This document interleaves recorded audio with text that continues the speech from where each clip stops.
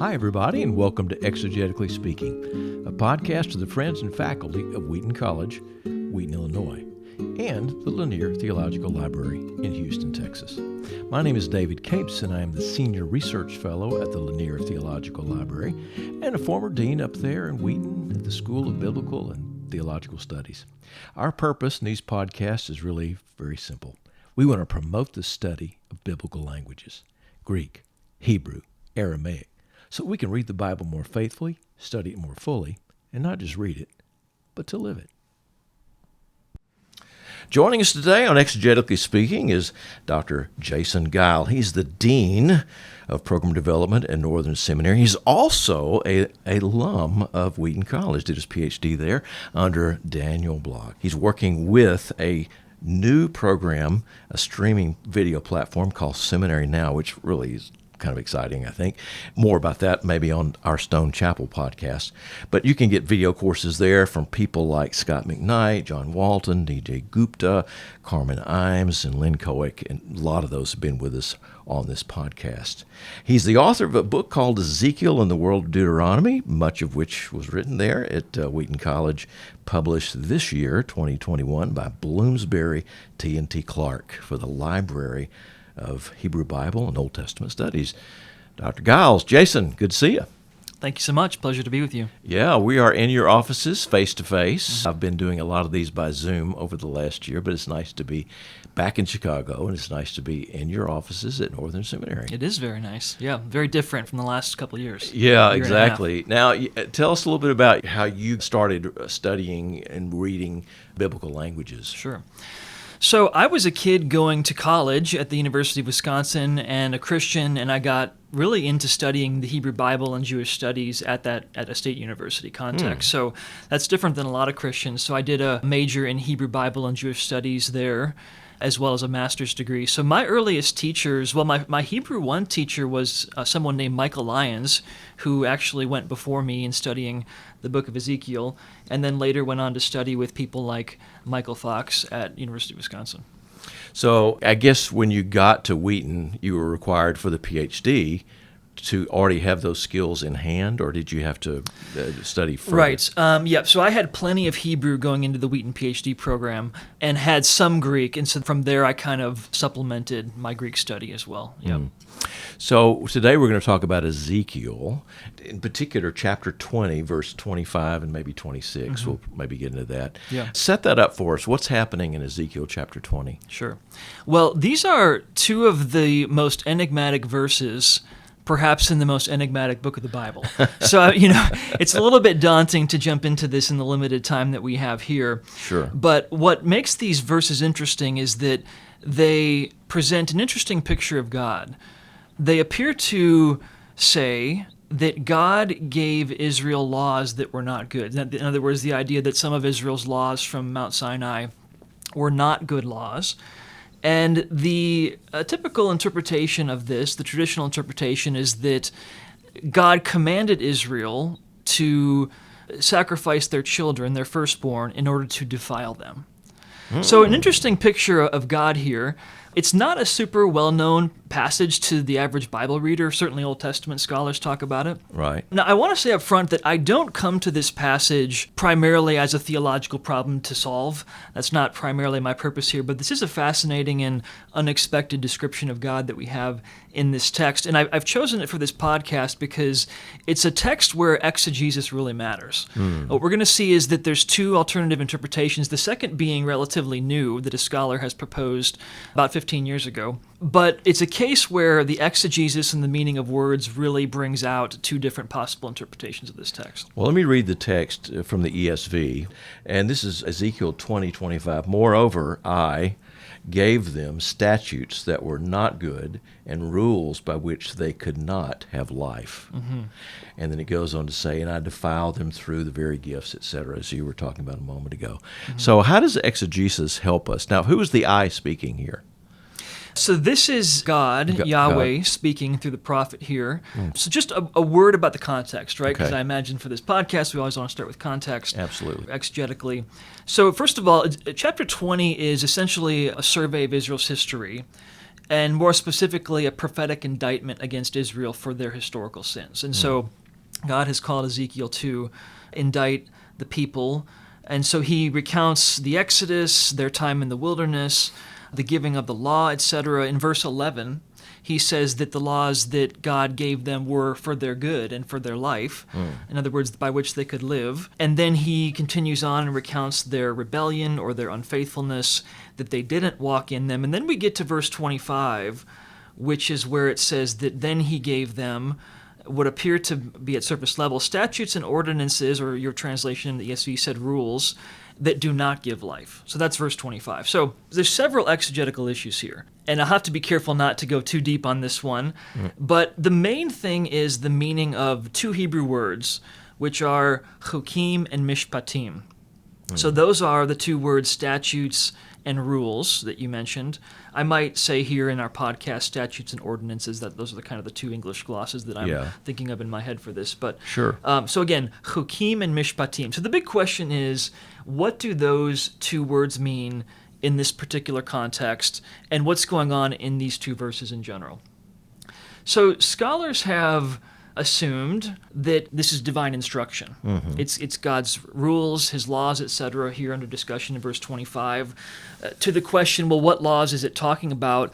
People then tend to look at the next verse, which is about Israel's sacrifices, particularly sacrificing the firstborn, which is interpreted as child sacrifice. Firstborn children. So the traditional interpretation then is that God commanded them to sacrifice their children, per Ezekiel, right? I mean, that Ezekiel's view is that God commanded Israel to sacrifice their children, and that this then was an evil law, really, it was one scholar put it, that was designed to basically guarantee their destruction.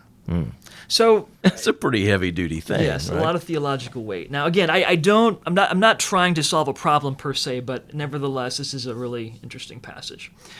Okay, so the alternative was proposed by a guy named Kelvin Freebel. So for centuries, really, and especially in the last couple centuries of modern scholarship, scholars haven't really known what to do with this passage apart from the traditional interpretation that I just mentioned. And I think that the one that he proposed, which I also talk about in my book, is quite ingenious, if you will. So basically, he has a different interpretation of what these chukim and mishpatim are. And he says that it's not statutes and ordinances, in other words, divine instruction or laws, but rather we should interpret and translate this as decrees and judgments. So first, a word about these two words. So first, chukim simply means something that's written or inscribed, if you will, and so you can kind of see how sometimes it can mean decree, not simply law or instruction. Right.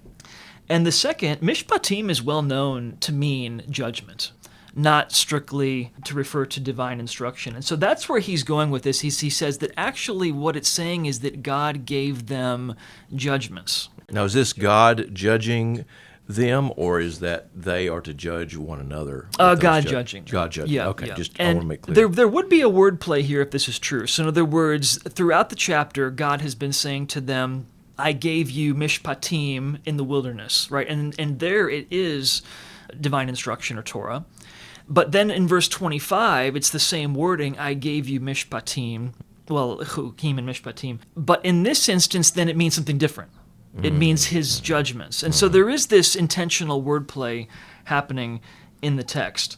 So there is one parallel for this that I just want to mention quickly. In Ezekiel 5, if you go back there, verses 6 through 8, it's almost the exact same thing, where Ezekiel starts by saying that they've rebelled against my mishpatim, my ordinances, they've rejected my mishpatim, they haven't obeyed my mishpatim, and I will execute mishpatim in your midst. So do you see the flip there? It's the same thing. It's I will give you didn't keep my mishpatim, you didn't keep my mishpatim, you didn't a third time, then again, and then so I will do mishpatim in your midst. See. Yeah. So it's this wordplay between the two words, and so Freebel is proposing this something similar is here happening in chapter 20 as well, and I'm convinced by it. But really, the last piece of this is then what verse 26 means. So if we could go there for a moment, because it's tied into how we interpret verse 26. So In the traditional interpretation, you might translate it something like, I, God, defiled them through their very gifts of, and that would refer to the child sacrifices, in order that I might horrify them. So, and I'm reading from, in this case, the NRSV. The ESV might be similar in that regard. Use the word devastate them so Yep. that I could devastate them. Yes, yep. And what I would say is that, and this is where there's kind of now a second level of interpretation where a lot of this hinges on the meaning of some of these words, and this is probably a level of depth that we can't go too far into here in our time. But I'll just say the I defiled them in Leviticus 13 refers to the priest pronouncing defilement. So the priest will pronounce them defiled. And so something similar here is probably likely that God is pronouncing, he's not defiling them himself, but he's pronouncing them defiled, which is a difference. And then, of course, there's then a bait preposition, which could mean either through their gifts or on account of their gifts. So there's a little bit of ambiguity there, too. And then the last word would be where your translation said, what did it say? Not horrify, but devastate them. To devastate them. That's also open to some discussion based on the context as well. Friebel points out that when it's a human object, it often means to make them horrified, so not to, which is a little bit different connotation as well. So all of that to say is that these are two drastically different interpretations of this text, and a lot of it rides on the meaning of these words in context.